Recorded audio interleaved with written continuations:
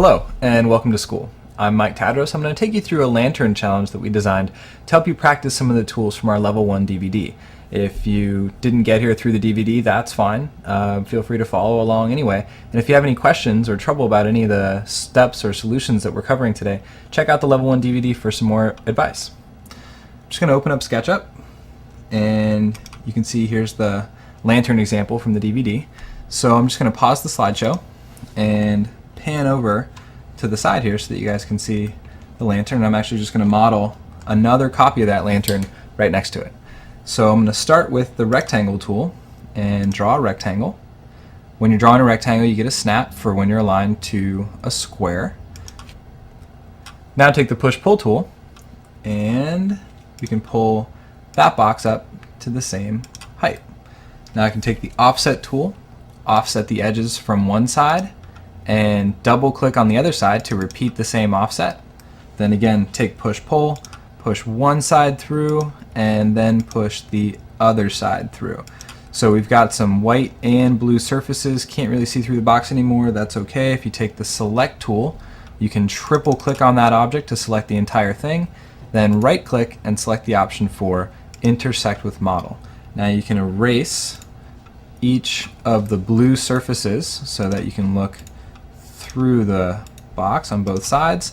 And here, if I take the eraser tool, I can erase these bold edges. The surface goes away, but that's okay. We can fill it right back in with the pencil tool by retracing any one of the existing edges. Undo back. Let's try this edge instead. That works better. Take the eraser tool again on the top, erase the bold edges, and then we can get that surface to fill back in just by retracing any one of the existing edges. So you can see here in this lantern we've got a candle inside. So let's take a look at how we can get that with the circle tool. I want that candle to be centered in the midpoint, so I'm going to start by hovering over both midpoints, one on either side, so that when I hover away I can get both inferences at the same time.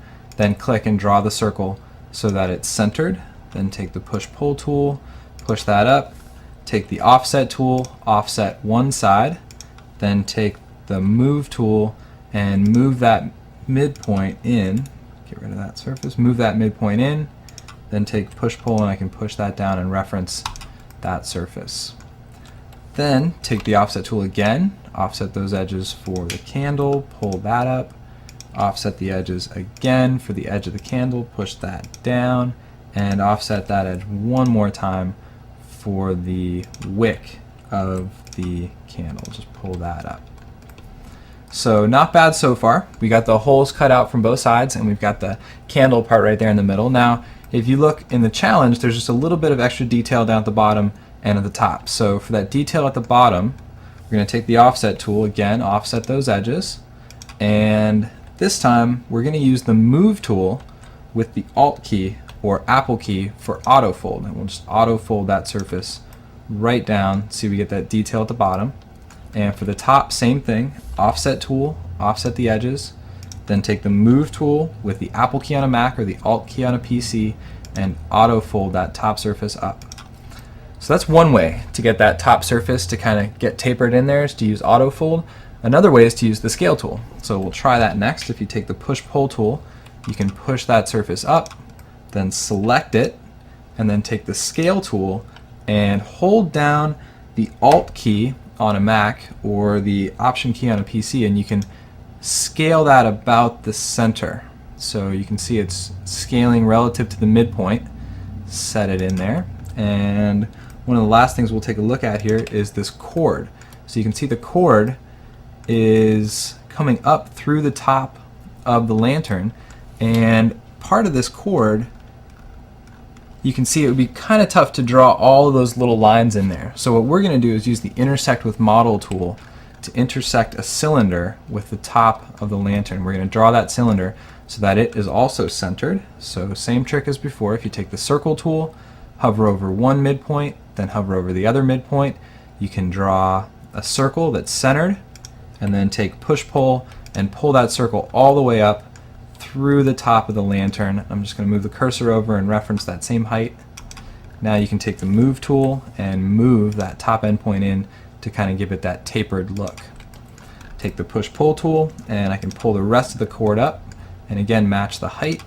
It's looking a little bit thick, so again I can take the move tool, find that dashed line on the surface, and move it in just a bit. So now in this example we see all those lines. In this example we don't yet, so we're going to use the intersect with model command. You can right click and select the option for intersect with model, and now you see those lines. So last step here, if I go to X-ray view mode, you can see the difference between these two shapes is that the one that we just modeled has these extra lines.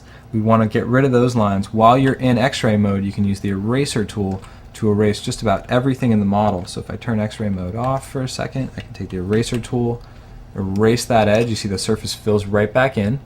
And this time with X-ray mode on, I can erase stuff on the inside of the model. So I can erase those edges there and get rid of those. And you want to be careful because in X-ray mode you can erase anything in the model. So now that those are gone, I can turn X-ray mode off, and we can take a look at the fact that this shape now, one of the things we want to fix is the fact that there's blue and white surfaces at the same time. If I right click on one of the white surfaces and select the option for orient faces, SketchUp's going to make it so that all of those surfaces are now white. One last little thing here, if we look at the first example, we've got a little candle flame. If we want to model that flame, we can use the follow me tool, or rather the freehand tool. Use the freehand tool to just draw a squiggly little line. Undo back here. Use the freehand tool to just draw a squiggly little line. Something like that might work. And then take the select tool to select it, and right click, say make group. Making it into a group is just going to make it a little bit easier to rotate it. So I can take the rotate tool and rotate maybe from that point to that point, and then spin that flame up about 90 degrees. Then take the move tool and move it over onto the wick. With the paint bucket tool we can add a little bit of color to this thing to make it look a little bit more realistic. So we can find that yellow color and add it to the flame, and then take that silvery gray color, and if you hold down, where's that silver gray? There it is. If you hold down the shift key, you can actually paint every color in the model a different color. So if I undo back one step, I had everything painted that kind of off-white color, and if I hold down the shift key and then click on that off-white color, it changes all the off-white surfaces to that silvery gray color. And now I can take the darker gray color, paint the cord, and you can see that leaves us with one lantern that looks pretty close to the first one.